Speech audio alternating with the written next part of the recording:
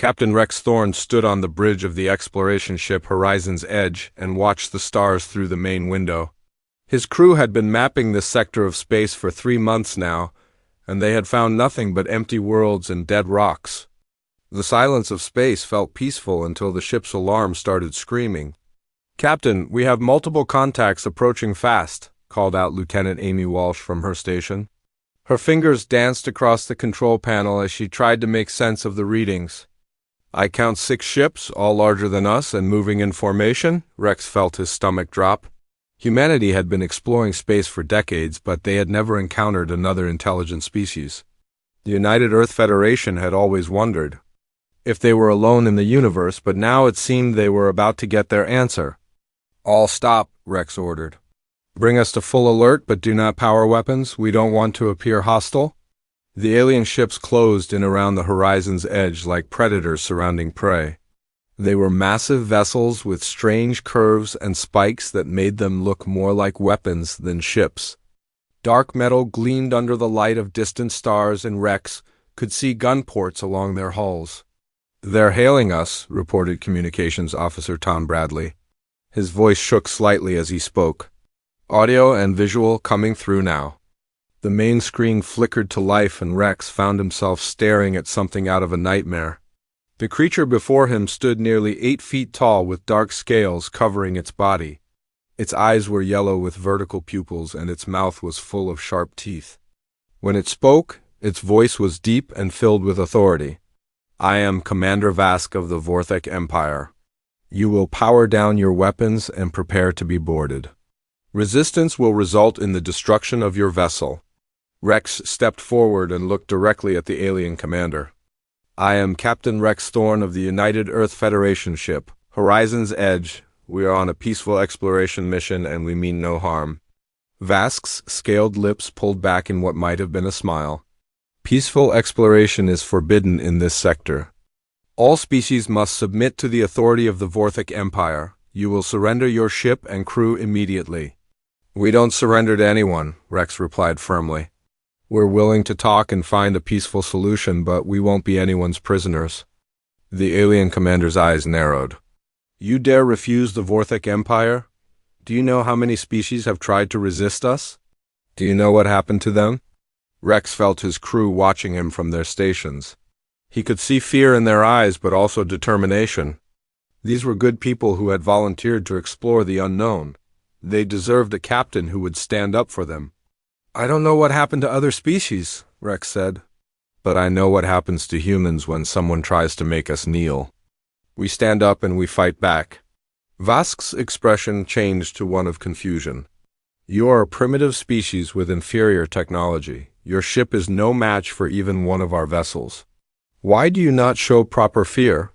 "Because fear is a choice," Rex answered. "And we choose not to be afraid." The alien commander was quiet for a long moment. Rex could see other creatures moving around behind Vask on the bridge of the alien ship. Some looked like giant insects, while others seemed to be made of living crystal. The Vorthek Empire was clearly made up of many different species. "You will be boarded," Vask finally said. "If you resist, you will be destroyed. If you cooperate, you will live long enough to learn your place in the galaxy." The transmission ended and Rex turned to his crew. "All hands prepare for boarding. We're not going to start a fight, but we're not going to make this easy for them either." Lieutenant Walsh looked up from her station. "Captain, I've managed to get a message beacon ready. If we launch it now, it might make it back to Earth before they can stop it." "Do it," Rex ordered. "Make sure they know we made contact and that these aliens are not friendly." The beacon launched just as the first alien boarding craft attached to the Horizon's Edge. Rex could hear the sound of cutting tools working through the hull. He drew his sidearm and took position near the airlock with his security team. The airlock door exploded inward and alien soldiers poured through. They were different from Commander Vask, smaller but more heavily armed. They moved with military precision, and their weapons were clearly advanced technology. "Drop your weapons," the lead soldier commanded through a translation device. "Surrender now and you will not be harmed." Rex kept his weapon aimed at the alien. "We're not dropping anything. You're the ones who boarded our ship uninvited." The alien soldiers seemed surprised by the resistance. Rex could see them looking at each other as if they had never encountered this situation before. One of them spoke into a communication device in their own language. "All species surrender when faced with superior force," the lead soldier said. "It is the natural order of things." "Maybe for other species," Rex replied. "But humans don't work that way." The standoff lasted for several minutes before Commander Vask himself appeared in the airlock. The massive alien had to duck to fit through the doorway. He looked at Rex with those yellow eyes and shook his head slowly. "Captain Thorne, you and your crew will come with us. Your ship will be impounded and studied. Perhaps our scientists can learn something useful from your primitive technology." Rex knew they were outnumbered and outgunned. There was no way to win this fight. But surrender was not in his nature, and he could see the same determination in his crew's faces. "If you want us, you'll have to take us," he said. What followed was brief but intense.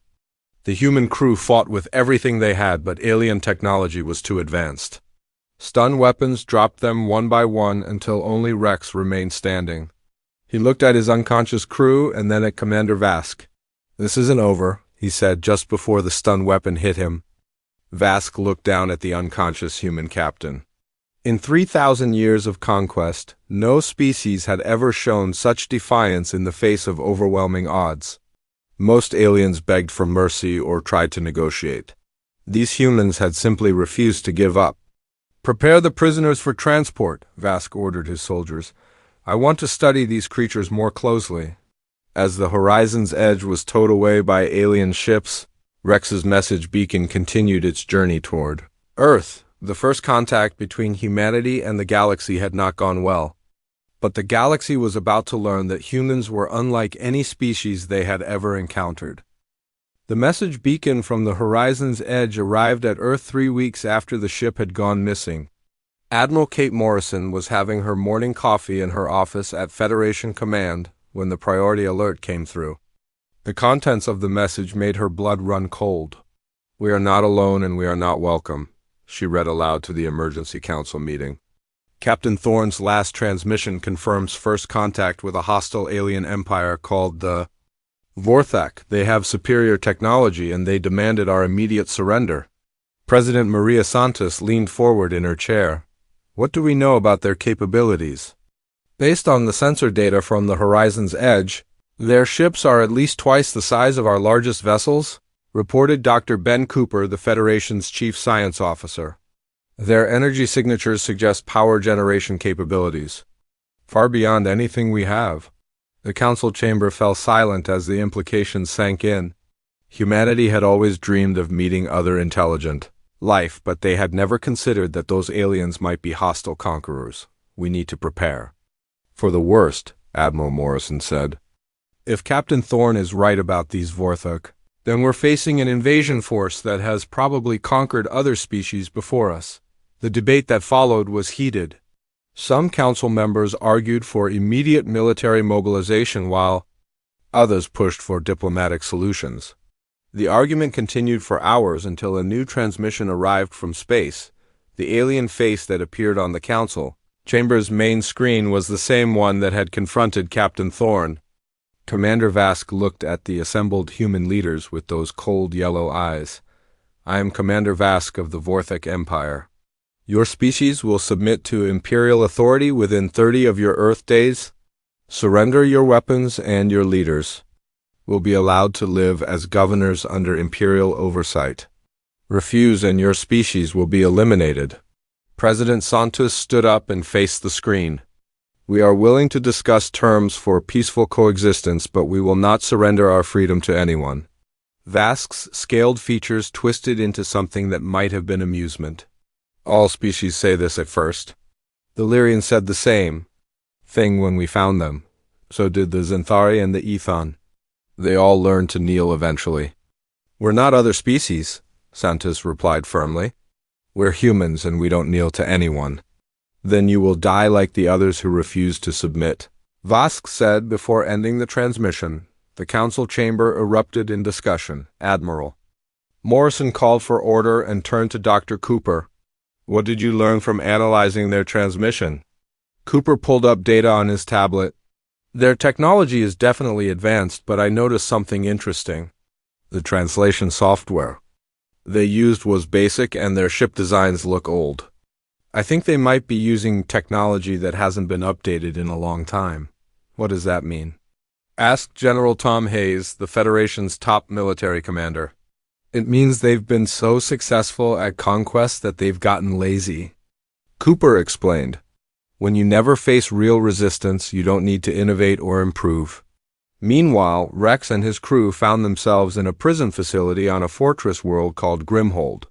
The place was massive, carved into the side of a mountain and filled with prisoners from dozens of different species. Rex had never seen so many different alien races in one place. His cellmate was a creature called Dex who looked almost human except for the blue skin and extra set of arms. Dex had been a starship engineer before the Vorthak conquered his homeworld 5 years ago. You're the human who refused to surrender, Dex said when Rex was thrown into the cell. The guards are talking about it. They say Commander Vask has never seen anything like it. Rex sat on the hard bench that served as a bed. How many species have they conquered? Hundreds, Dex replied sadly. The Vorthak have been expanding their empire for 3,000 years. They find a species, demonstrate their superior firepower, and demand submission. Most species surrender rather than face extinction. What about the ones who don't surrender? Dex pointed to a group of tall, muscular aliens in the corner of the prison yard. The Zenthari were warriors who fought back. The Vorthak conquered them anyway, and now they use Zenthari soldiers in their armies. The Lyrians like me were engineers and scientists. Now we maintain their ships and weapons? Rex studied the other prisoners. He could see the defeat in their eyes, the way they moved with their heads down and shoulders slumped. These were broken? People who had given up hope. What about escape? Rex asked quietly. Dex looked at him with surprise. Escape? No one escapes from Grimhold. Even if you could get past the guards and the walls, where would you go? The Vorthak control everything? But Rex wasn't thinking about running away. He was thinking about the information he could gather here. Every species the Vorthak had conquered was represented in this prison. If he could learn about their technology and tactics, that knowledge might help Earth prepare for the coming invasion. Over the next several days, Rex began talking to prisoners from different species. He learned that the Vorthak Empire was built on a foundation of fear and overwhelming force. They would arrive at a world with a massive fleet, demonstrate their weapons by destroying a moon or asteroid, and then demand surrender. The strategy worked because most species were rational. When faced with certain destruction, they chose survival over freedom. But Rex realized that humanity might be different. Humans had a history of fighting hopeless battles and refusing to surrender even when defeat was certain. He also learned about the structure of the Vorthak military. They relied heavily on their conquered species to maintain their empire. Lyrian engineers kept their ships running, Zenthari warriors served as shock troops, and Ethon scientists developed new weapons. The Vorthak themselves were administrators and commanders, but they depended on their subjects for everything else. The empire is strong, but it's also fragile, Rex told his crew during their daily exercise period. If the subject species ever coordinated a rebellion, the Vorthak couldn't stop them all. Lieutenant Walsh looked around nervously. Do you think they're listening? Probably, Rex admitted, but I don't care. I want them to know that humans don't give up. His words proved prophetic when Commander Vask arrived at the prison a week later. The massive alien walked into Rex's cell and stared down at the human captain. You continue to spread dissent among the other prisoners, Vask said. Other species have learned to accept their fate. Why do you persist in this futile resistance? Rex met the alien's gaze without flinching. Because freedom is worth fighting. For even if you can't win, Vask was quiet for a long moment. The Lyrians said something similar when we first conquered them. They spoke of freedom and resistance. But when we destroyed their cities and killed their leaders, they submitted. All species do eventually. We're not all species, Rex replied. We're humans. And humans would rather die free than live as slaves. The alien commander studied Rex with those yellow eyes. Perhaps you speak the truth? We will see how your species responds when our invasion fleet arrives at your homeworld. Will they be as defiant as you when faced with the destruction of everything they hold dear? Rex felt a chill run down his spine, but he kept his voice steady. I guess you'll find out. Vask turned to leave, but paused at the cell door.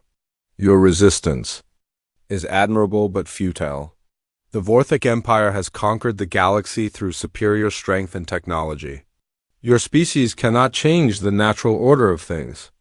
After the alien left, Rex sat in his cell and thought about Earth. The Vorthic were probably right about their technological superiority, but they didn't understand humans.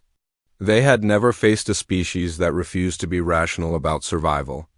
Earth was about to teach the galaxy that some things were more important than living. The Vorthic invasion fleet arrived at the edge of the Sol system on a Tuesday morning. Admiral Kate Morrison watched from the command center on Luna Station as 200 alien warships dropped out of hyperspace near Pluto. The ships were massive, each one larger than anything humanity had ever built. Analysis confirms what we expected, reported Dr. Ben Cooper from his station. Those ships are designed for overwhelming force tactics. They're built to intimidate and destroy, not for maneuverability or speed. General Tom Hayes studied the tactical display with grim satisfaction.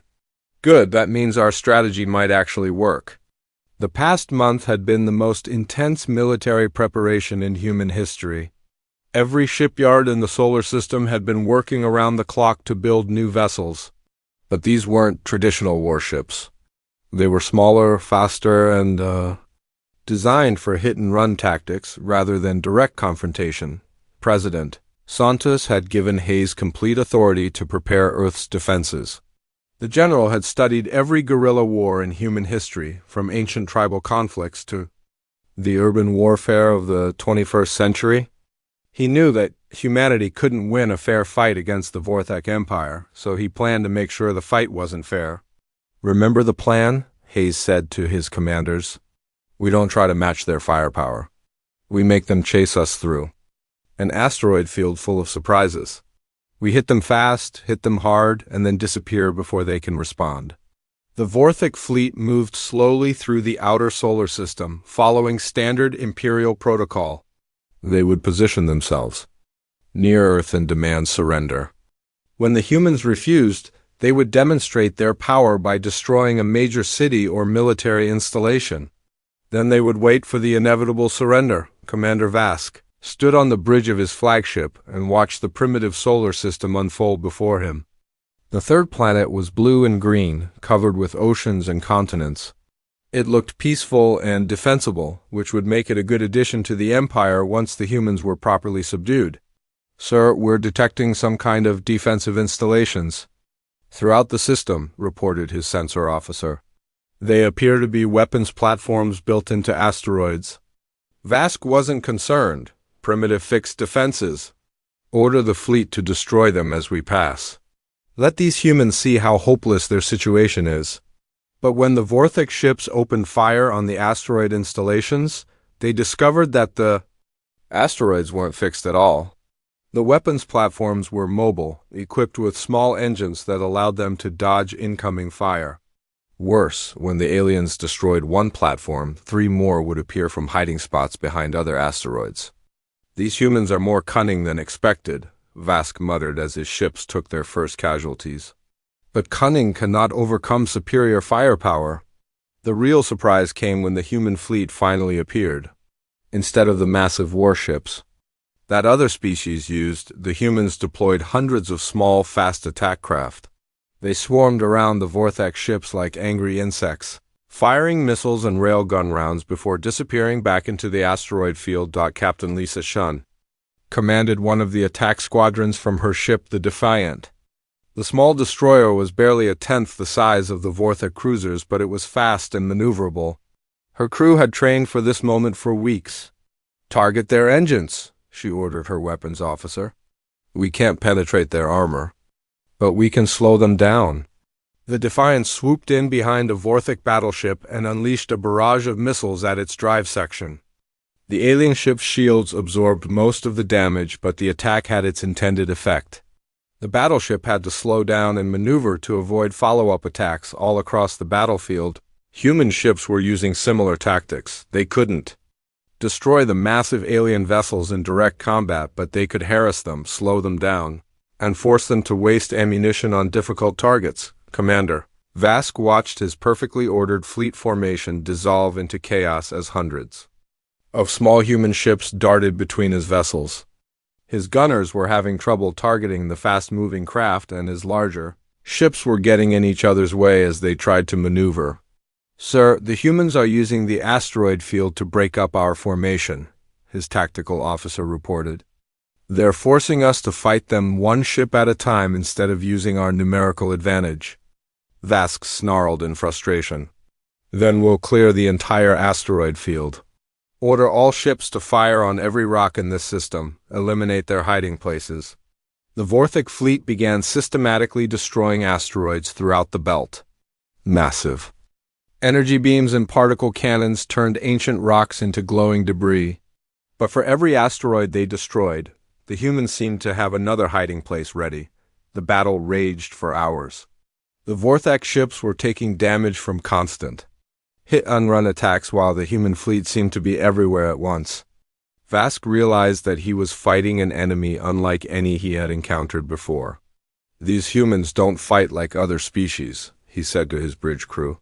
"They're not trying to win a decisive battle, they're trying to bleed us slowly." The turning point came when Captain Chun's squadron found themselves cut off from the rest of the human fleet. A group of Vorthak cruisers had surrounded them and were closing in for the kill. The Defiant's shields were failing and her engines were damaged. "Captain, we can't outrun them," her navigator reported. "They've got us trapped." Lisa looked at her crew and saw the same determination she felt in her own heart. "Then we make them pay for it, all power to engines. We're going to ram the lead cruiser." The Defiant accelerated toward the largest Vorthic ship with her weapons blazing. The alien vessel's shields absorbed the missile strikes, but the ship itself was too large to dodge the incoming destroyer. The two vessels collided in a brilliant explosion that lit up the asteroid field. The destruction of the Defiant and the Vorthak cruiser sent shockwaves through both fleets. The humans had just demonstrated that they were willing to sacrifice their own ships to damage the enemy. This was behavior that the Vorthak had never encountered before. "Sir, 3 more human ships are making ramming attacks," Vask's tactical officer reported with barely concealed panic. "They're not trying to escape. They're trying to take us with them." Vask watched in fascination and horror as human ships throughout the battlefield began turning themselves into weapons.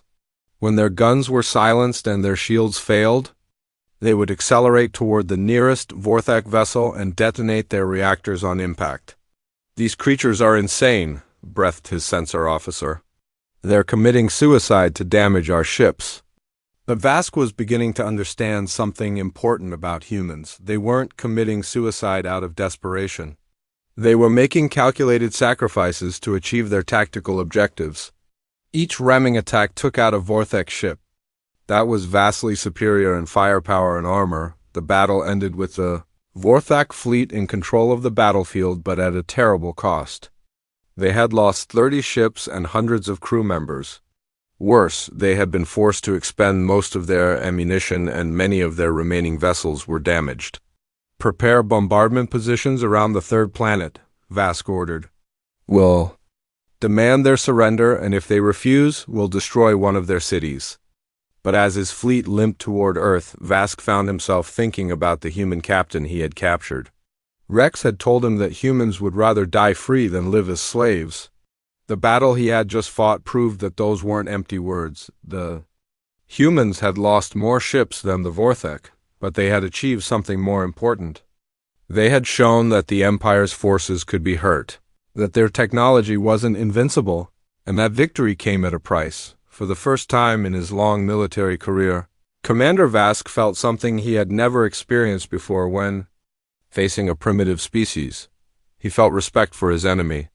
These humans were going to be much more difficult to conquer than he had expected. As the Vorthak fleet took up bombardment positions around Earth, Vask sent a message to his superiors. Back on the homeworld, the humans were unlike any species they had encountered. They fought with a ferocity that bordered on madness, and they seemed to value freedom more than life itself. The Empire was about to learn that some species couldn't be conquered through fear and intimidation. Some species had to be destroyed completely because they would never surrender. Humanity was about to teach the galaxy that the cost of freedom was always worth paying. The bombardment of Earth began at dawn on a Wednesday. Commander Vask watched from his flagship as particle beams lanced down from orbit, turning the city of New Singapore into a crater of molten glass. The demonstration of power was meant to terrify the humans into immediate surrender. Instead, President Santos appeared on every communication channel across the planet. Her face was streaked with tears, but her voice was steady and strong. People of Earth, they think they can break our will by destroying our cities. They don't understand that every human who dies today makes the rest of us stronger. We will not surrender. We will not kneel. We will fight them until our last breath. The message was broadcast not just to Earth, but to every human ship and station throughout the solar system. Admiral Morrison received it aboard the hidden command vessel Resurrection. Deep in the Kuiper Belt, the ship had been built in secret over the past month, equipped with the most advanced stealth technology humanity could develop. Begin Operation Wildfire, Morrison ordered her crew. It's time to teach the galaxy how to fight back. The Resurrection slipped away from Earth while the Vorthic fleet was focused on the bombardment. Her destination was a star system called Kepler, where intelligence reports suggested the Vorthak had enslaved a species called the Lyrians. If humanity was going to lose Earth, they would make sure their sacrifice meant something. Colonel James Park led the first human commando team to reach an occupied world. The Lyrians had once been a proud civilization of engineers and scientists, but 30 years of Vorthak rule had broken their spirit. They worked in factories and shipyards, building weapons for their conquerors while their own children were trained as servants. Park and his team infiltrated the planet's capital city during the night shift at a major weapons facility. They expected to find broken slaves who had given up all hope of freedom. Instead, they found something different. "You're the humans," whispered a young Lyrian engineer named Dex. "We heard about your battle at Earth. Is it true that you destroyed 30 Imperial ships?" Park nodded grimly. "It's true, but we lost Earth in the process. That's why we're here. We want to teach you how to fight back." The Lyrians looked at each other with expressions Park had never seen before. After decades of slavery, they were remembering what hope felt like. "We don't know how to fight," Dex said. "We're engineers, not warriors. The Vorthak have all the weapons and all the power. That's what they want you to think," Park replied. "But we're going to show you something different. We're going to show you that every factory can be a weapon and every worker can be a soldier." Over the next few days, Park's team taught the Lyrians the basics of guerrilla warfare. They showed them how to build improvised explosives from industrial chemicals, how to sabotage production lines to create defective weapons, and how to coordinate resistance cells using coded messages. "The key is to make the occupation more expensive than it's worth," Park explained to a group of Lyrian workers. "Every day you cost them resources is a day they can't spend conquering someone else." The first sabotage attacks began within a week. Weapons factories experienced mysterious explosions that destroyed months of production.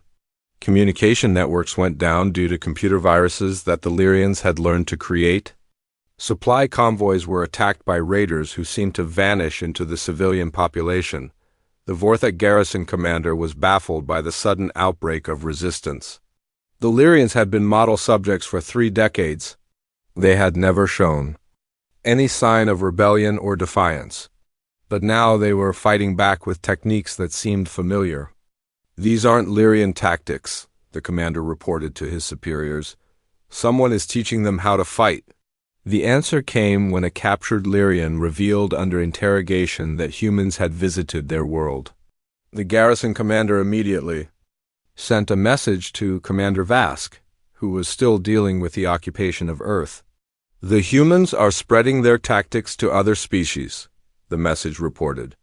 The Lyrians are using human guerrilla techniques to disrupt our operations. If this spreads to other worlds, it could threaten the stability of the entire sector. Vask read the report with growing concern. The humans weren't just fighting for their own freedom. They were trying to inspire rebellion throughout the Empire. This was a strategy that the Vorthak had never encountered before. Meanwhile, Colonel Park's team had moved on to another world in the sector. The Xanthari had been conquered 2 centuries ago, and their warrior culture had been systematically suppressed. They were now used as shock troops in the Vorthak military, their natural fighting instincts channeled into serving their conquerors. "We know how to fight," growled a Xanthari veteran named Krau. "But we also know that rebellion means death. The Vorthak will destroy entire cities to maintain order." Park looked at the scarred alien warrior. "They'll destroy cities anyway when it suits them. The only difference is whether you die on your knees or standing up." The Xanthari were different from the Lyrians. They didn't need to be taught how to fight, but they did need to be shown that victory was possible. Park's team shared intelligence about Vorthak tactics and weaknesses, information that had been gathered during humanity's desperate defense of Earth. "Your Empire's strength is also its weakness," Park explained to a gathering of Xanthari resistance leaders. "They depend on fear and overwhelming force.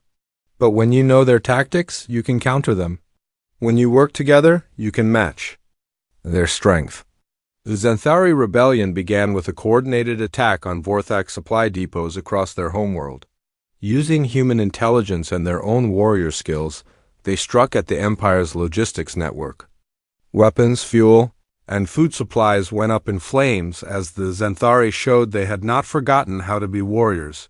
News of the rebellion spread through the galactic communication networks. On world after world, conquered species were rising, up against their Vorthak oppressors. They were using human tactics and human determination to fight back against an empire that had seemed invincible, back on Grimhold Prison. Rex watched the news reports with growing satisfaction. The other prisoners were talking in excited whispers about the rebellions. For the first time in decades, they were hearing about successful resistance to the Vorthak Empire. "The humans did this," Dex said quietly. "They're teaching the galaxy how to fight back." Rex nodded, but his expression was grim. "This is just the beginning.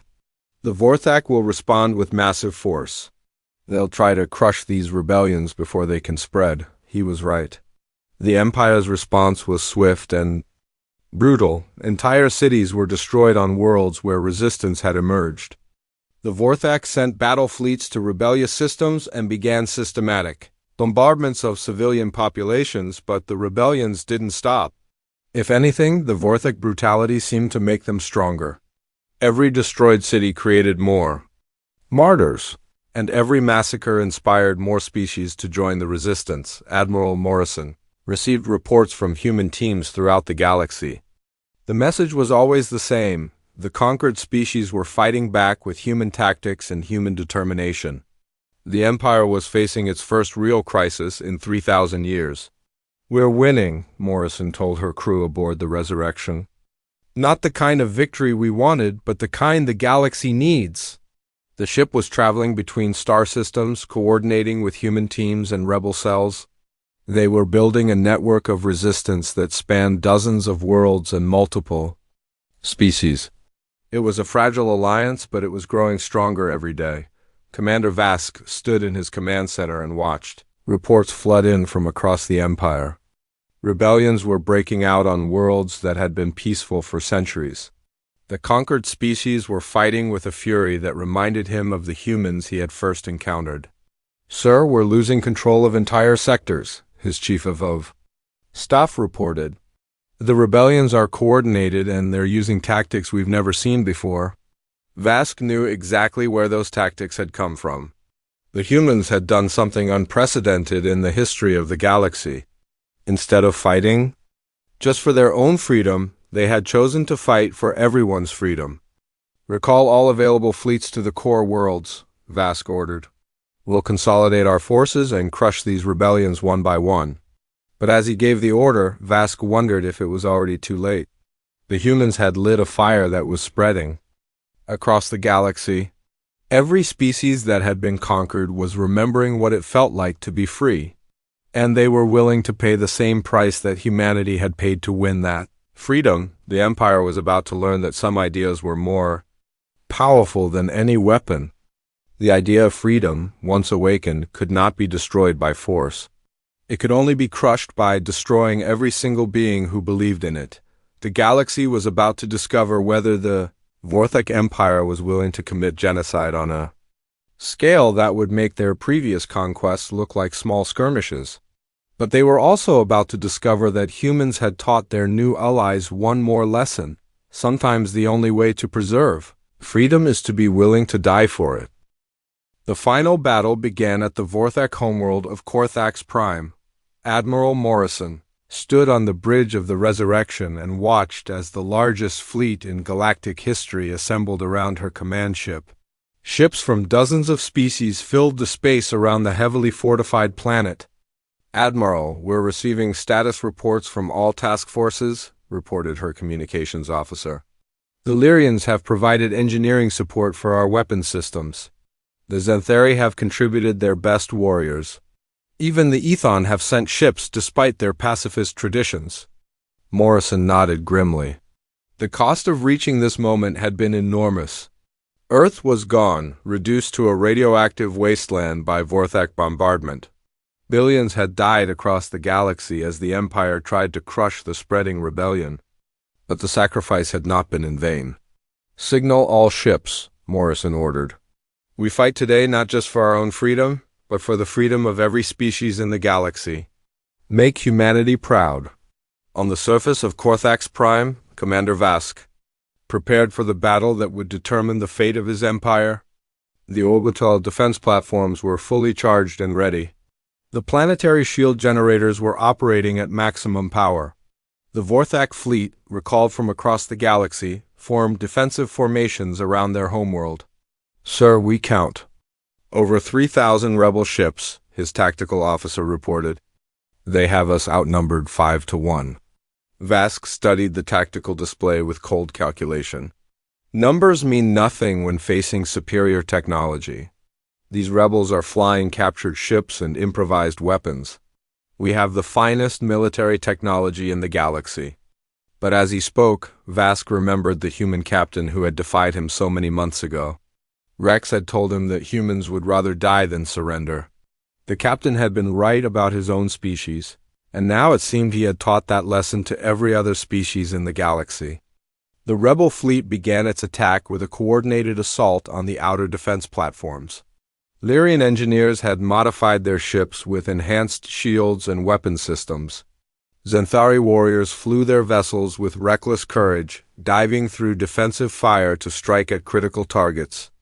Colonel Park led a strike team of commandos from multiple species toward the planet's surface. Their mission was to disable the planetary shield generators that protected the Vorthak command centers. The assault transports were small and fast, designed to slip through the defensive fire. "Remember the plan," Park told his mixed team of humans, Lyrians, and Xanthari. "We hit the shield generators simultaneously. The orbital bombardment begins as soon as the shields drop." The battle in space was fierce and costly. The Vorthak weapons were indeed superior and their defensive positions were strong. But the rebel forces had something the Empire had never faced before: the willingness to make any sacrifice for victory. Ships from every species in the Alliance threw themselves at the Vorthak defenses. When their weapons failed, they used themselves as kinetic weapons. When their shields collapsed, they rammed enemy vessels. The humans had taught them that death was acceptable if it served the cause of freedom. Rex watched the battle from his cell on Grimhold Prison. The facility's guards had abandoned their post to join the defense of the homeworld. He and the other prisoners could see the explosions in orbit through the small windows. "The rebellion has reached the homeworld," Dex said with wonder in his voice. "I never thought I would live to see this day," Rex smiled grimly. "It's not over yet. The Vorthak still have their automated defenses and their command bunkers. This battle could go either way." But even as he spoke, Rex was working on escape plans. Dr. Cooper's final gift to the rebellion had been a computer. virus designed to infiltrate Vorthok security systems. If Rex could reach the prison's main computer, he might be able to turn the facility's defenses against the Empire. The turning point came when Colonel Park's strike team reached the shield generators. The Zenthari warriors fought with incredible bravery, holding off Vorthok defenders while Lyrian engineers worked to disable the massive machines. Human soldiers coordinated the assault, using tactics that had been perfected during the rebellion. "Charges are set," reported the lead engineer. "Detonation in 30 seconds. The explosions that followed lit up the night sky of Korthax Prime. The planetary shields flickered and died, leaving the surface exposed to orbital bombardment. But instead of destroying cities, the rebel fleet targeted only military installations and government buildings. Admiral Morrison watched the bombardment with satisfaction. "Signal all ground forces. Begin the assault on the command bunkers. We want the Vorthok leaders alive if possible." The final assault on the Imperial Command Center was led by a mixed force of humans and aliens fighting side by side. They had learned to trust each other through months of coordinated resistance. The Vorthok defenders fought with desperate courage, but they were overwhelmed by sheer numbers and superior tactics. Rex had managed to escape from Grimhold during the chaos of the orbital battle.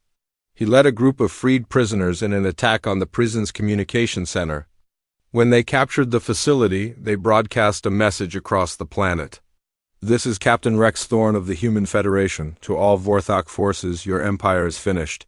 Surrender now, and you will be treated according to the laws of war. Continue fighting, and you will face the same fate you imposed on others." Commander Vask received the message in his bunker deep beneath the Imperial Palace.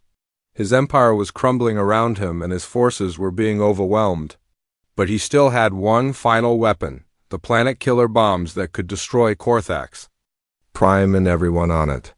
"Sir, the rebel forces have breached the outer defenses," his aide reported. "They'll reach the command center within the hour." Vask looked at the detonation controls for the planet-killer weapons. He could deny the rebels their victory by destroying the homeworld. It would be a final act of defiance that would show the galaxy that the Vorthok Empire could not be defeated. But as he reached for the controls, Vask thought about the human captain who had started this rebellion. Rex had said that humans would rather die than live without freedom. The Vorthok commander was beginning to understand what that meant. The blast doors to the command center exploded inward and rebel soldiers poured through the breach. Rex led the assault, his weapon trained on Commander Vask. The two enemies faced each other across the smoking ruins of the Imperial Command Center. "It's over," Rex said quietly. "Your empire is finished. Surrender, and we can end this without more bloodshed." Vask looked at the detonation controls one final time. With a single button press, he could destroy everything and everyone on the planet. It would be a victory of sorts, a final demonstration of Vorthok power. Instead, he stepped away from the controls and raised his hands. "You asked me once what makes humans fight like you do. I think I finally understand. You fight because some things are worth dying for," Rex nodded slowly. "And some things are worth living for too, like the chance to build something better than what came before." The surrender of Commander Vask marked the end of the Vorthok Empire. Across the galaxy, Imperial forces laid down their weapons as news of the homeworld's fall spread through the communication networks. The rebellion that had started with humanity's defiance had grown into a galactic revolution. The cost had been enormous. Earth was gone and billions had died in the fighting. But from the ashes of war, something new was emerging. The species of the galaxy were coming together to build a confederation based on freedom and cooperation rather than conquest and fear. Rex stood on the observation deck of the new confederation's first council station and looked out at the stars. He was older now, his hair gray and his face lined with the memories of war. But there was satisfaction in his eyes as he watched. Ships from dozens of species working together to build a better future. Admiral Morrison joined him at the window. "Do you think it was worth it? All the death and destruction just to tear down their empire?" Rex was quiet for a long moment. The Vorthok ruled through fear for 3,000 years? Every species in the galaxy lived as slaves or subjects. Now they're free to choose their own destiny. Yes, I think it was worth it.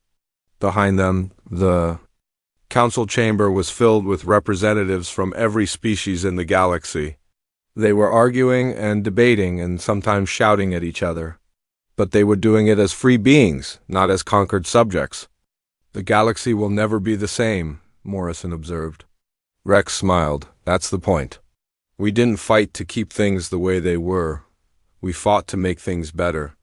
The conference chamber erupted in cheers as the representatives reached agreement on the new Galactic Charter. The document established principles that had been unknown in the galaxy for millennia: the right to self-determination, the prohibition of conquest, and the protection of individual freedom. Commander Vask, now a prisoner awaiting trial for war crimes, watched the proceedings from his cell. The human captain had been right about his species. They had roared across the galaxy and awakened something that had been sleeping for 3,000 years, the courage to be free. The Vorthic Empire was gone, but its lesson would not be forgotten. The galaxy had learned that freedom was not something that could be given or taken away by others. It was something that every being had to claim for themselves, no matter the cost. And in the end, that was humanity's greatest gift to the galaxy, not their technology or their tactics, but their unwavering belief that freedom was worth any price. They had feared nothing until humanity roared, and that roar had echoed across the stars, awakening a galaxy to the possibility of something better than the darkness that had come before.